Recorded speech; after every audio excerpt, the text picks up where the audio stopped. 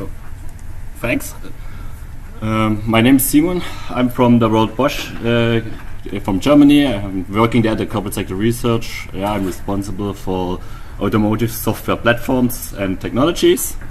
Today I will talk about communication-centric design for composability, data consistency in automotive embedded systems.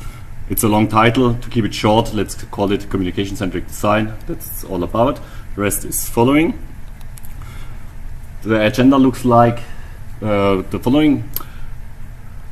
First, I will talk about the legacy. Where are we coming from? What are our systems currently looking like? Then I will talk a little bit about the future execution platforms. How's the future looking like? What are we expecting? What are the necessities that we have? And then I will tell you the challenges when combining both worlds. There we will also highlight the problems and also give one solution that we are currently implementing and using. And finally, one conclusion slide. So now let's start with the legacy. Bosch builds ECUs in a car, all of them what is available in up to 100 different ECUs are in a modern car. You can get all of them from us, you can get them from Denso, from Continental or other vendors, don't care. The thing is that they are all connected currently with buses, networks, different kinds, and all at the end they are integrated at the OEMs so that they all can talk to each other and the system finally works and the car is driving. As an example, I brought you the box here on the right. The box on the right is an engine control unit. Nowadays we use an Infineon RX device that already has 3 cores, so it's already a multi-core device. We are using that.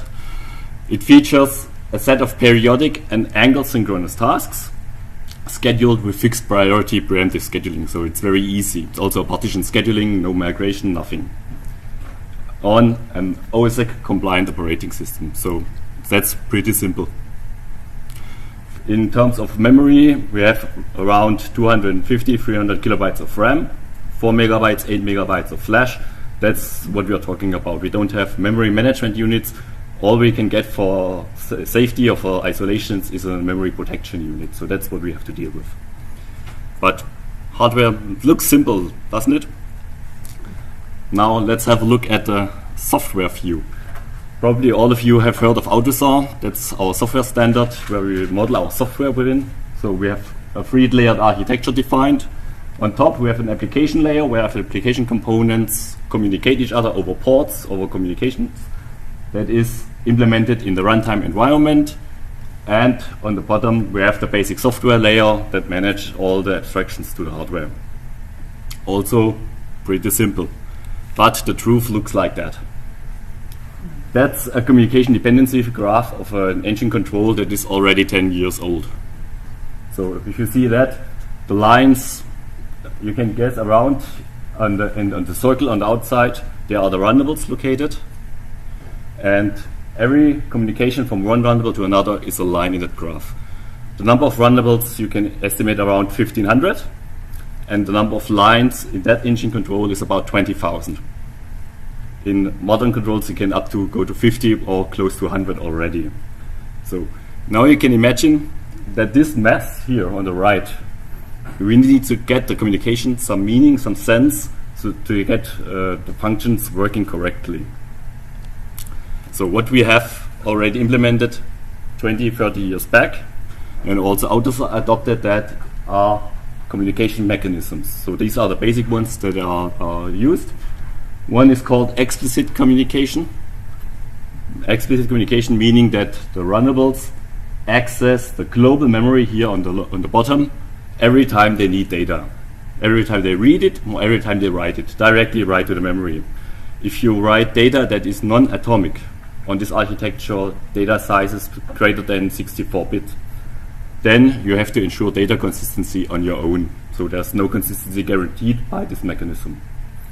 If you need some kind of consistency, there's another communication mechanism implemented that is called implicit communication. Implicit communication creates a copy at the beginning of each task for runners that read it within it. Then during the run of a task, the data that is in the local copy is used It's also faster because you don't have to access the global memory. And at the end, if it was changed, it's written back to the global memory. By that, you have task-wide data consistency guaranteed. As you see here, this is always a trade-off now between memory consumption and consistency. Because here, you don't need additional copies. Just read and write the global data. Here, you need more memory, but you get data consistency. Also, here, what it comes with it is a longer latency in terms of communication. That's also a trade-off. We now also change direct access to longer latencies. Okay, that's the past. Now, what are the requirements on the future? What can we see on the horizon? This is a slide that was already shown by one of our biggest bosses. Today, our architecture looks like those ones. We have complete networks of functions with each ECU executing one function. There are already some integration processes ongoing where several ECUs are integrated into bigger ones, just to reduce the number of ECUs, saving cost. What will be tomorrow? This is called so-called domain centralized EE architecture. We won't have spread the ECUs over whole the car. We will have some central ECUs that are responsible for one domain. A domain here is, for instance, the powertrain, or the body domain, or the chassis domain. After that, we will have also starting some domain fusion, so that we have a bigger ECU responsible for multiple domains. And if you think that further, you will also have vehicle computers which are located in certain areas of the body and are responsible for all domains there in that area. So it's just a matter of wiring them. And up to the future, I think we're talking here about 2030, 2040 something, when you ask me. We also have cloud connection, cloud computing, that stuff is calculated online in the cloud. But I think there are lots of questions still then that have to be answered. Hardware availability is also an issue, because I think everybody knows autonomous driving. There will be some new requirements on what happens in case of an error occurs. Current strategy is, if an error occurs, we either stop the whole system or reboot. The driver always takes over control because that's what the law requires, and there's also always a mechanical backup available. But for autonomous driving, where the driver is not always patient to what is happening, you need to maintain the function, the correct execution of the function, till the driver can take over, or till the vehicle comes to a safe state, stopping at a safe point or something. So you will also need to show the reliability of the hardware. This is especially a problem for components off the shelf, which don't have the process implemented that give those guarantees. From my point of view, the more interesting part here in this talk is the software reliability. I think it was covered in the talk in the morning. Software is inherently reliable. Systematic faults are covered by the development process. So if you execute a piece of software, you will always produce the same results given the same inputs.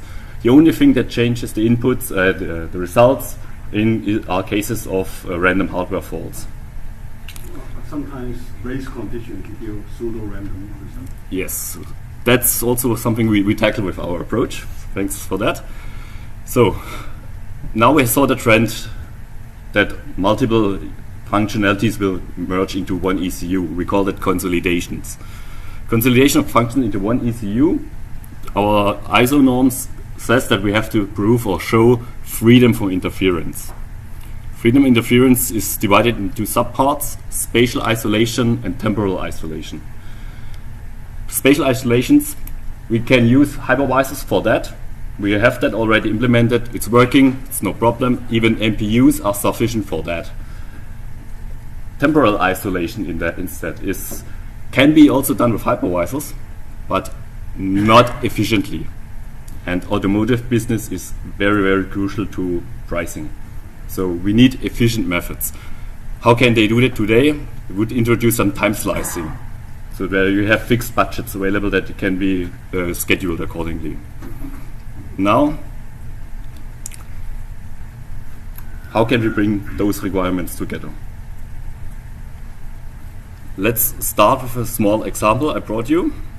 That is a Gantt chart of an ECU running at some small load, around 50%. That here is shown only 3 tasks, 1, 5, and 10 milliseconds. As you see here, everything fits to their period, scheduling is easy, no problem. And now we add communication. As an example, I added one path, so that 10 millisecond task samples something from an actuator from outside, processes it, copies it to the 5 millisecond task over a global memory. The 5 millisecond processes it again to global memory, to the millisecond task, and the millisecond task then steers an actuator. So this latency is now a functional property of the system. Now let's see if we model that. So if this screenshot is taken from CMAAS, and now let's model that and run that simulation. You see we have a latency something around 5.4, 5.3 milliseconds with an outlier up here. That's something when I think the 5 millisecond misses one instance of the millisecond task, but that's the way we can calculate. Now let's add a second application. Here, for sake of simplicity, I just added stuff to the 10 millisecond task and extended that. So the same scheduling. If you can see, the gap here at the end is pretty close, so we are reaching about 90% of utilization. That's where our systems are currently operating. And now let's draw the same communication path again. What happened? The processing of the 10 millisecond task takes very long compared to the single instance. So the problem is, if you are the developer of the first application, you have to assume some certain latency. Now the integrator at the end says, okay, this other functionality also adds to that system. And bang, what happens? It's like that. At the end we have some 10 to 11 millisecond latency without even you noticing it. You notice it only at the end when you drive around and see your control loops are not working correctly. That's the bad point at that time, so it's bad for development. What are we doing about it? Okay, let me introduce something that we call timed communication, introduced by Thomas Hansinger I think in the late 90s. Logical execution time. Logical execution time is a concept to decouple communication from computation. So basically, we have a task here, and inputs are read at the beginning of the time interval, so after activation.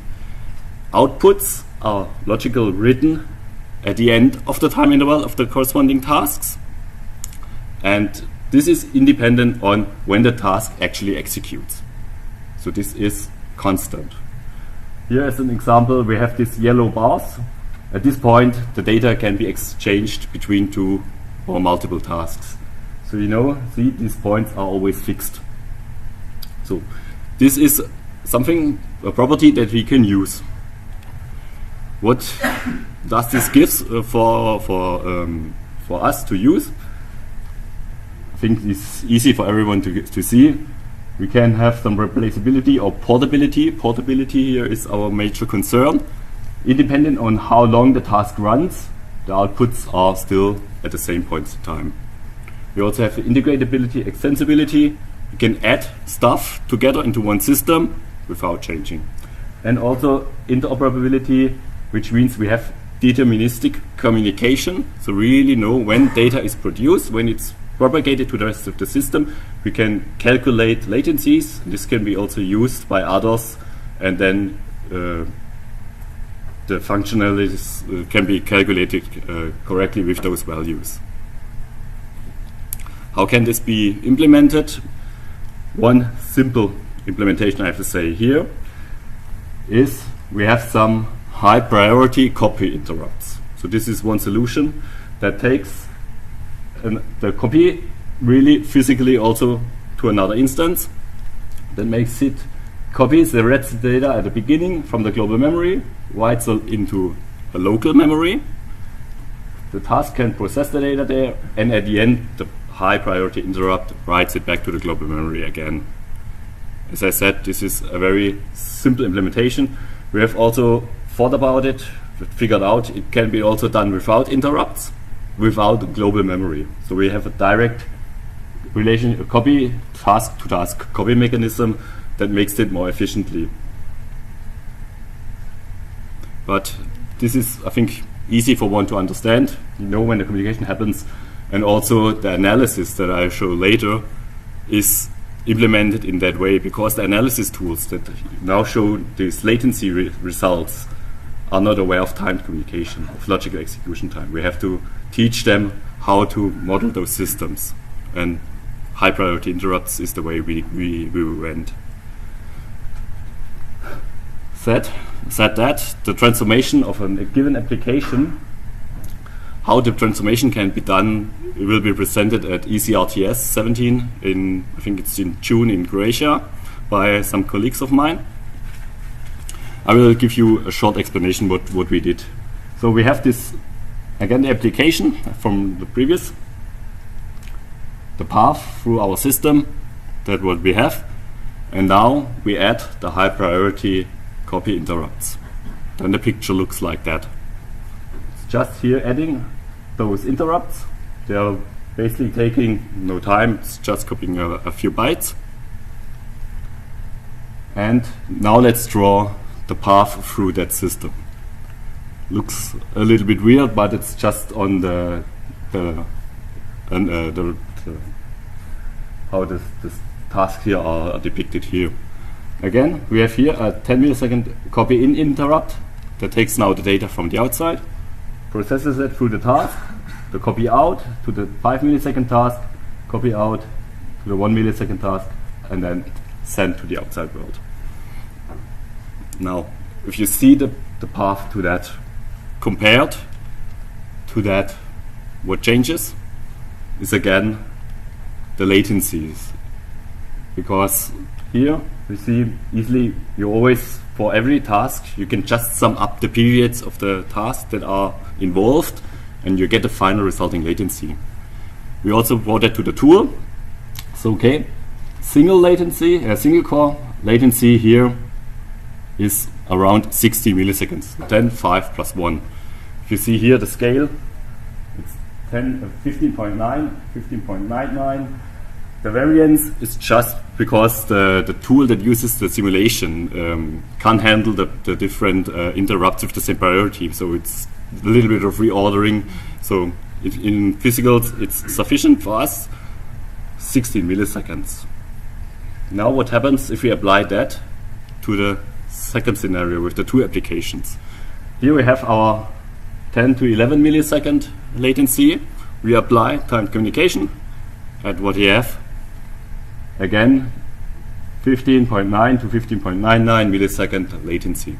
It's again the same. So if we compare both, you can see both pictures pretty look similar. So even the simulation results are bringing the same points. Only thing that changes here is, I think, the values of those high bars, but we don't care about that.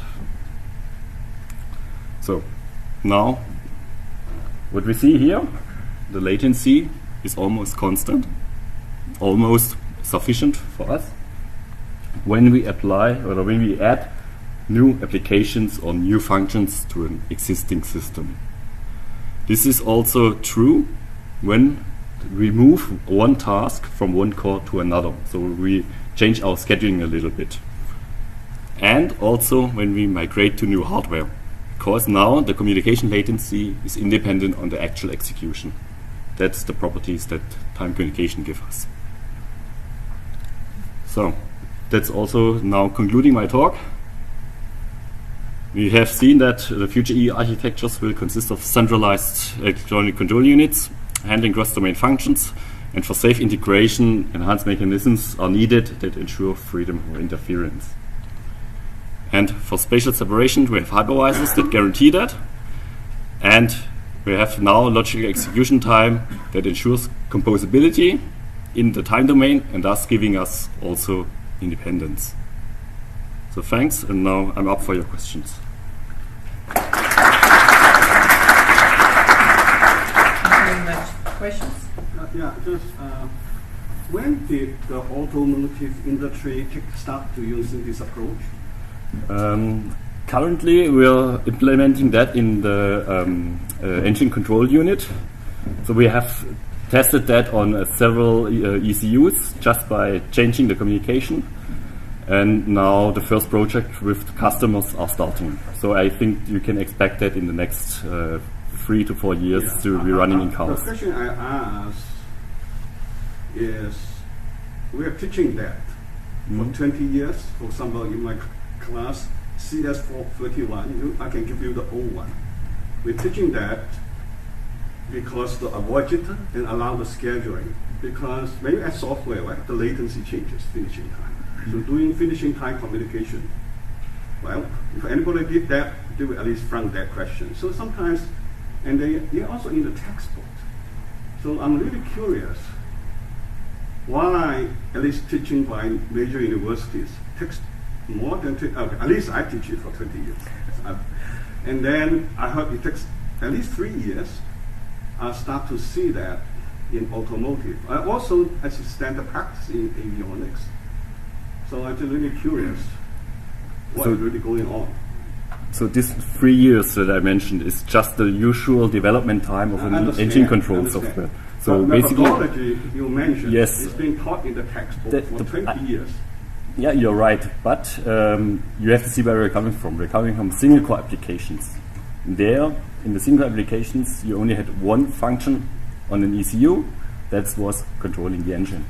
And there, the developer only one alone. And there, the developer knew what was going on, and they had the system stable, running for 20 years. Now, with the advent of multi-core technologies, with task migration, you don't we need need multi-core technology. Because 20 years ago, there's no multi-core. Yeah. So as long as you run more than one task, then you need that.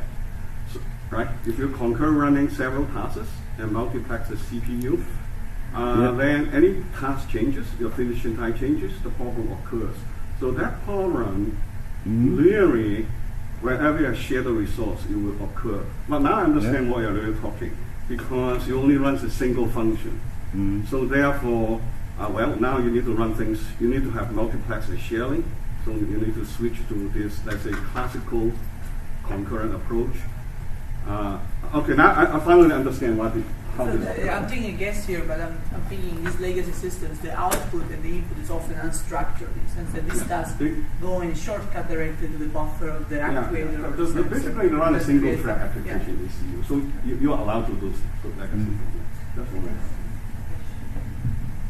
The other reason is that they didn't hire anybody from Urbana-Champaign. But I do have another question. So it sounds like, I mean, correct me if I'm wrong, what you've done, it seems like, is that you have sort of designed for schedulability by enforcing this LET. So it really uncouples the two problems, and you basically have two independent problems to solve. Exactly. Thank you.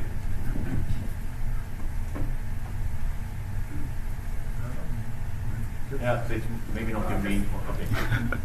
Last question. Okay, it's not your main point, but related. You talked about this indirect communication, where instead of reading directly from memory, you read and then you copy to you make your local copy and operate on that. Yeah. So that seems to be fine. But then I guess that sometimes you want to write back to the global memory as well. I don't know if you showed that. What I was wondering is, if you have two different tasks that read from the same buffer, and then they want to write back to the buffer again. I guess you probably have some clever way of dealing with that. Yeah. That's how you deal with it. I'm not sure if I would call it clever way, but if I have understood your question, you're talking about if you have multiple buffers? Yes. I'm not talking about the buffers. You may have a single buffer, but you have two tasks that read from that buffer, and then when they finish, they will write back to the buffer. Basically, if you have two writers, they will always get two separate buffers. Okay. And those buffers will be written back when here in this file when the tasks are finished. So you'll have a usual race condition there. So the answer is that when you write, you do not have two tasks that write to the same buffer. That seems to be okay. Just one remark here. With time communication, we avoid multiple write-offs to one buffer, to one variable, so single write-off. That's giving removing a lot of problems that arise with that issue. All right, we can thank the speaker again.